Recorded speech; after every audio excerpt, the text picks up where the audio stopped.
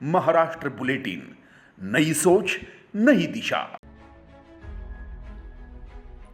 महाविकास आघाड़ी सरकार के दौरान रश्मि शुक्ला का राज्य से बाहर तबादला कर दिया गया।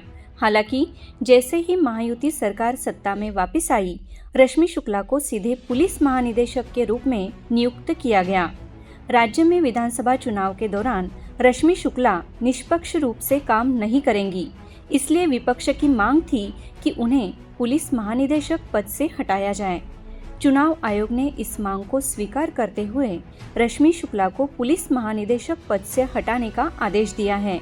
साथ ही चुनाव आयोग ने राज्य सरकार को रश्मि शुक्ला के उत्तराधिकारी के लिए 3 नाम सुझाने का भी निर्देश दिया है। कांग्रेस के प्रांत अध्यक्ष नाना पटोले ने भाजपा सरकार की निंदा करके चुनाव आयोग को धन्यवाद दिया है। एकनाथ शिंदे आणि फडणवीसांनी आपल्या निवडणुकीच्या फायद्यासाठी या रश्मि शुक्लाला या पदावर बसवलेलं होतं। त्या तक्रारी आम्ही निवडणूक आयोगाकडे केल्यात। निवडणूक आयोगाने त्या तक्रारीची दखल घेतली, पण इतका वेळ का लागला हा एक प्रश्न आमच्याजवळ अनुत्तरित आहे। भाजपसाठी सरळ काम करणारी ह्या अधिकारी होत्यात हे याच्यातून स्पष्ट होते। यांना कुठल्याच निवडणुकीशी संबंधित पदावर बसवू नका एवढी आमची निवडणूक आयोगाला विनंती राहणार आहे। भाजपा के मुंबई अध्यक्ष आशीष शेलार ने कांग्रेस ने सबूत देने की मांग की है और अगर सबूत नहीं दिए तो चुनाव आयोग से शिकायत करेंगे। वाटतं की या पद्धतीचे बेछूट आरोप करण्याआधी त्याचे पुरावे नाना पटोले यांना द्यावे लागतील।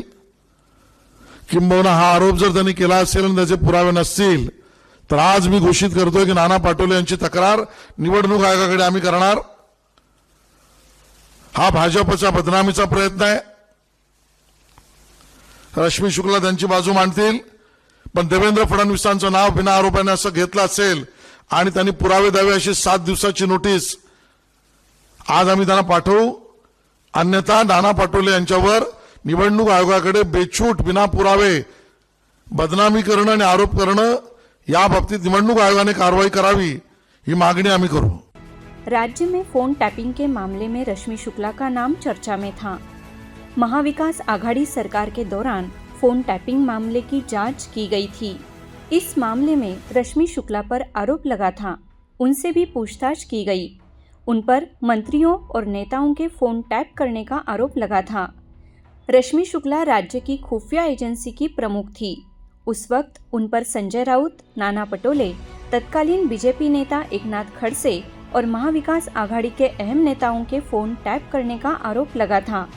कुछ महीने पहले पुणे पुलिस ने आईपीएस पुलिस अधिकारी रश्मि शुक्ला के फोन टैपिंग मामले में क्लोजर रिपोर्ट दाखिल की थी। केंद्रीय चुनाव आयोग को आईपीएस अधिकारी रश्मि शुक्ला के खिलाफ शिकायतें मिली थी। केंद्रीय चुनाव आयोग को आईपीएस अधिकारी रश्मि शुक्ला के खिलाफ शिकायतें मिली थी। विधानसभा चुनाव के मद्देनजर महाराष्ट्र में आचार संहिता लागू है। इस बीच कांग्रेस ने आयोग से रश्मि शुक्ला को हटाने की मांग की थी। महाराष्ट्र और झारखंड विधानसभा चुनाव शेड्यूल का ऐलान हुआ, तब मुख्य चुनाव आयुक्त राजीव कुमार ने कांग्रेस की इस मांग को खारिज कर दिया था। हालांकि अब चुनाव आयोग ने इस शिकायत पर एक्शन लिया है। कांग्रेस ने आशंका व्यक्त की थी कि रश्मि शुक्ला के नेतृत्व में महाराष्ट्र में निष्पक्ष चुनाव नहीं हो पा रहे। Bureau report, Maharashtra bulletin, Nashik. Maharashtra bulletin YouTube channel को शेयर करें, सब्सक्राइब करें, बेल आइकॉन पर क्लिक करें।